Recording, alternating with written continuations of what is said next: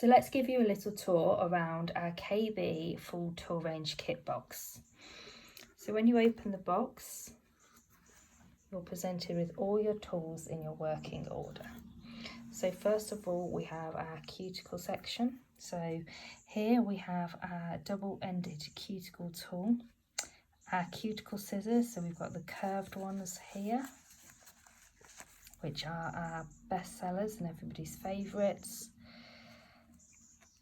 The straight cuticle scissors, the double-ended cuticle tool, the form tailoring scissors, the curved and the straight form tailoring scissors, your white gel pen. Then when we come over here, we move on to the 4-in-1 C-curve sticks. So I take this one out, you can see on this end there is a file, and you can use this for cleaning underneath the nail.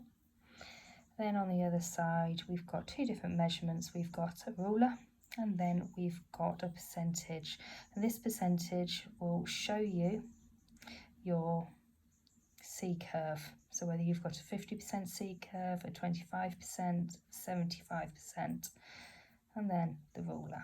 So we've got a selection of different sizes. There's 6 different sizes to suit all different nails. Then we've got the thickness caliper. We get this out. This is the thickness caliper.